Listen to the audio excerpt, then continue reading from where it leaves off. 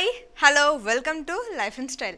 ఎప్పట్లానే ఈరోజు కూడా సరికొత్త స్టైలిష్ అప్డేట్స్తో మీ ముందుకు వచ్చేసింది మన లైఫ్ అండ్ స్టైల్. ఇక ఆలస్యం చేయకుండా ప్రోగ్రామ్ స్టార్ట్ చేసేద్దాం.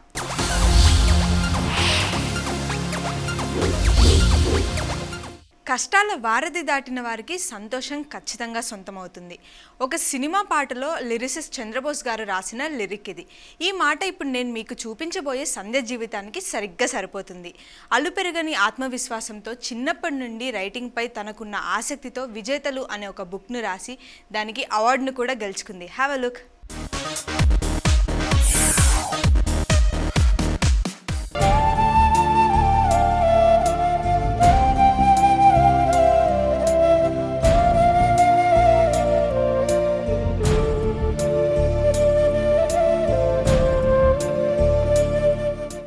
భాష ఇది మనిషికి మాత్రమే ప్రత్యేకం.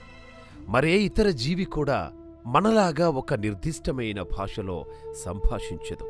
అయితే మనిషి కూడా పుట్టుకతో భాష నేర్చుకొని పుట్టాడు, క్రమంగా నేర్చుకుంటాడు. కాని భాష మాట్లాడిన ప్రతివాడు ఆ భావాన్ని అక్షరాల్లో ఉంటే చదవలేడు. పోనీ చదివినా సరే తాను మళ్లీ రాయాల్సి వస్తే రాయలేడు. కాబట్టే రాయగలిగే మనిషే నిజమైన అక్షరాస్యుడు. మాట్లాడటం చదవటం కన్నా ఘనమైంది రాయటం. ఇక ఆ రాయటంలోనూ ఎదుటివారిని ప్రభావితం చేయగలిగేలా రసరమ్యంగానో రమణీయంగానో రాయటం మామూలు విషయం కాదు. అందుకే ఆ అసాధారణ పని చేసేవారినే రచయితలు, కవులు అంటాం.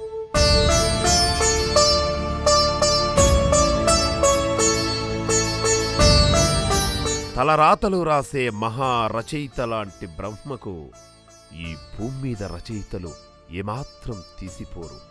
ఎందరివో తలరాతలు మార్చిన రచయిత్రి సంధ్యారాణి గారు అదే నిరూపిస్తున్నారు. మామూలు మనుషులు ఒకసారి ఒక్కరితోనో 10 మందితోనో ఉద్దేశించి మాట్లాడగలుగుతారు. కాని రచయితలు ఒకేసారి వేలు లక్షల మందితో అత్యంత సన్నిహితంగా సంభాషిస్తారు.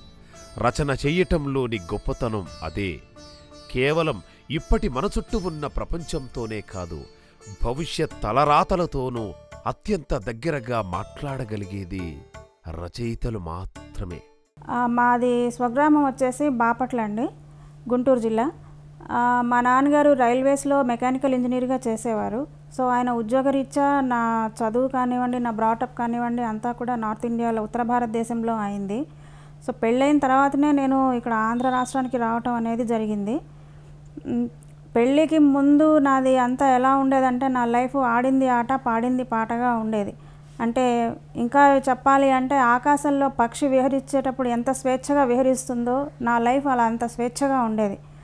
సో పెళ్ళైన తర్వాత ఆంధ్రాకి వచ్చిన తర్వాత పెళ్ళి ఆంధ్రాకి వచ్చిన తర్వాత ప్రపంచం తల్లకిందులు అవటం అంటారు చూడండి, అలా అయింది నాకు. పెళ్ళైన సరిగ్గా 20 రోజులకి మా నాన్నగారు చనిపోవటం జరిగింది. ఫిబ్రవరి 1న నా మ్యారేజ్ అయితే నాన్నగారు ఫిబ్రవరి 21 నాడు చనిపోయారు. సంధ్య రచనా వ్యాసంగం వెనుక కూడా ఆమె నేపథ్యం ఉంది. ఇంట్లో వారందరికీ ఉన్న సామాజిక దృక్పథం, సాహిత్యం వంటి పట్ల ప్రేమ ఆమెను అనివార్యంగా రచయిత్రిని చేశాయి. రచయితలు కూడా చదివే పాఠకుల్ని ప్రభావితం చేసే 4 మాటలు రాయాలంటే కన్నీళ్లు కావాలి. ఆ కన్నీళ్ల తడి బాగా తెలిసిన కలమే సంధ్యది. ఆమె నిజ జీవిత కష్టాలే ఆమె రాసే అక్షరాల వెనుక ధ్వనించే లోతైన అర్థానికి కారణాలు. ఈ రచనా వ్యాసంగంలోకి నేను ఎప్పుడూ వస్తానని అనుకోలేదు. కాకపోతే మా ఇంట్లో అందరూ రైటర్స్ ఉన్నారు, జర్నలిస్టులు ఉన్నారు, ఫ్రీడమ్ ఫైటర్స్ ఉన్నారు, సోషల్ వర్కర్స్ ఉన్నారు. మా ఫ్యామిలీ అంతా కూడాను మన కోసం మనం బతకటం కంటే సమాజం కోసం ఏదైనా చెయ్యాలి, మనము అంటే సమాజం మనకేం చేసింది అనే కంటే మనం సమాజం కోసం ఏం చేసాము అనే ఆలోచనలోనే ఎప్పుడూ ఉండేవారు. సో మాకున్నంతలో మేము ఎప్పుడూ ఒకళ్ళకి పెట్టిందే కానీ ఒకళ్ళ దగ్గర నుంచి తీసుకున్నది లేదు. మంచి చేయటం ఒక్కటే మా ఇంట్లో వాళ్ళు మాకు నేర్పారు. కానీ చెడు ఆలోచనలు కానీ, చెడు చెప్పటం కానీ, చెడు నేర్చుకోవటం కానీ మేము ఎప్పుడూ ఎరగము. కూతురిగా తల్లిదండ్రుల వాత్సల్యపు సరోవరంలో హాయిగా తిరగాడిన సంధ్య పెళ్లి తర్వాత ఉద్ధృతమైన కన్నీళ్ల నదిలో ఈదాల్సి వచ్చింది. కేవలం కొన్ని నెలల తేడాలో భూమి ఆకాశాలు తలకిందులైపోయాయి. అయినా విధి విధించిన ఆ పరీక్షలో దేవుడే మారువేషంలో వచ్చి సాయపడ్డాడు ఆమెకి. సృష్టిలో భగవంతుని మాయ అంటే అదే.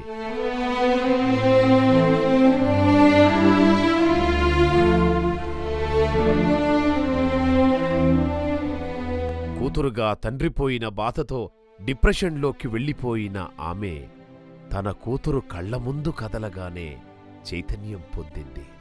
గాయం చేసిన విధే ఉపశమనం దిశగా కూడా నడిపించింది. సంధ్య చిన్నారి పాపాయిని చూస్తూ డైరీలో రాసుకున్న ఆనాటి తొలి వాక్యాలే మహాప్రస్థానం సాగించి ఇవాళ పుస్తకాలు సన్మానాల దాకా సాగాయి. వికలాంగుల మీద పుస్తకం రాయని నాకు చెప్పినట్టు అనిపించింది. ఆ తర్వాత అవును, ఇన్ని రాసిన దాన్ని వికలాంగుల మీద నేను ఎందుకు రాయలేను అని చెప్పేసి నేను మొట్టమొదటిసారిగా మా అత్తయ్యకి ఫోన్ చేసి, మా మేనత్త ఉన్నారు ఉమాదేవి గారు అని, మా అత్తయ్యకి ఫోన్ చేసి, అత్తయ్య ఇలాగా ఇన్స్పిరేషనల్ స్టోరీస్ లాగా ఉంటుంది, పిల్లలు ఇంతమంది ఆత్మహత్యలు చేసుకుంటున్నారు, చాలా బాధ కలిగిస్తుంది. సో ఈ వికలాంగుల యొక్క సక్సెస్ఫుల్ స్టోరీస్ అన్నిటినీ తీసుకొని ఒక పుస్తక రూపంలో తీసుకొచ్చి వీళ్ళు చేయగలిగింది మనం ఎందుకు చేయలేము అనే ఒక సందేశాన్ని ఇవ్వాలని చెప్పేసి సమాజానికి ఇవ్వాలనుకుంటున్నాను. మరి నా ఆలోచన ఎలా ఉందంటావు అని అడిగాను.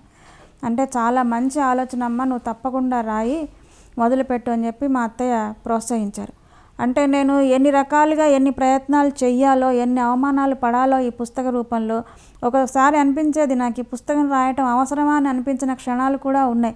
కానీ మళ్ళీ అనిపిస్తున్నాను, ఒక మంచి పని చేస్తున్నప్పుడు అవరోధాలు అనేవి ఎన్నైనా వస్తాయి, వాటన్నిటినీ మనం దాటి పుస్తకాన్ని బయటికి తీసుకొస్తేనే కదా నేను సక్సెస్ అయినట్టు అని చెప్పేసి పుస్తకాన్ని తీసుకొచ్చాను. అందులోనూ ఈ అందరినీ ఇలాంటి వికలాంగుల మీద ఎన్నో వచ్చాయి పుస్తకాలు, కానీ మన తెలుగులో తీసుకొచ్చిందని నేను తొలి మహిళను నేనే అని చెప్పొచ్చు. ఆఫ్టర్ ఆల్ ఒక బుక్ అంటే కొన్ని పేజీలు, ఇంకొన్ని వాక్యాలు మాత్రమే కాదు కదా. పుస్తకం అంటే ఒక మనిషి లోలోపలి రగులుకున్న మస్తకం. ఎంతో శ్రమకోర్చి సంధ్య విడుదల చేసిన విజేతలు అనే పుస్తకం ఆమెను నిస్సందేహంగా విజేతను చేసింది. ఈ పుస్తకాన్ని గుర్తించి నేను రాసిన పుస్తకానికి నేను అనుకోలేదు ఈ పుస్తకానికి ఇంత గుర్తింపు వస్తుంది, ఇంత మంచి ప్రోత్సాహం, ఎంకరేజ్మెంట్ నాకు దొరుకుతుందని నేను అనుకోలేదు. ఆఖరికి ఈ పుస్తకము పరిశోధకులకు కూడా ఉపయోగపడుతుంది అని చెప్పి తెలిసినాడు నాకు చాలా సంతోషం అనిపించింది. పర్సనాలిటీ డెవలప్మెంట్కి కూడా ఉపయోగపడుతుంది అని చెప్పి కొంతమంది విద్యార్థులు, అంటే రీసెర్చ్ చేస్తున్న పిల్లలు నాకు ఫోన్ చేసి, మేడం ఇది పుస్తకం మేము చదివామండి, చాలా బాగుంది, ఇది మా పరిశోధనకి చాలా ఉపయోగపడుతుంది, మేము ఇలాగా రీసెర్చ్ చేస్తున్నాము పలానా సబ్జెక్ట్ మీద అని చెప్పినప్పుడు నేను పడిన కష్టమంతా మర్చిపోయాను. అలాగే నాకు ఈ పుస్తకం రాసిన కొద్ది నెలల్లోనే నాకు ఒక 6 సన్మానాలు జరిగాయి.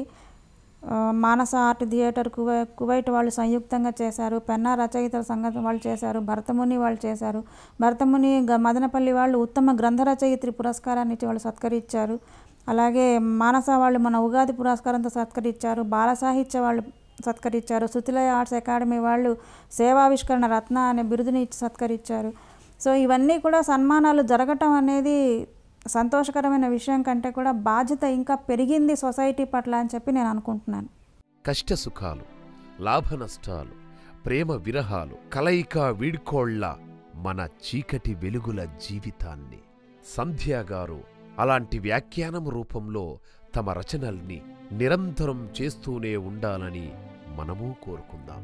ఎందుకంటే రచయిత రేపటి వాళ్లకి కనిపించకపోయినా సుస్పష్టంగా వినిపించే ఇవాల్టి వాళ్ల ముందటి గంభీరమైన శంఖం కాబట్టి.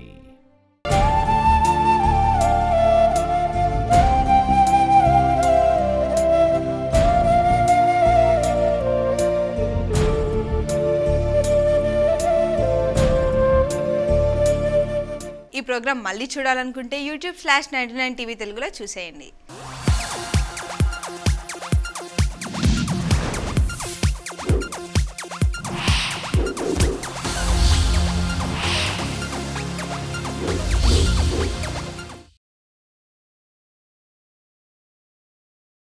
ISIS కూడా అది కేవలం అమెరికాకు వ్యతిరేకంగా లేదు, మొత్తం ప్రపంచానికి వ్యతిరేకంగా మారుతుంది. ఎందుకు ఇది జరుగుతుంది?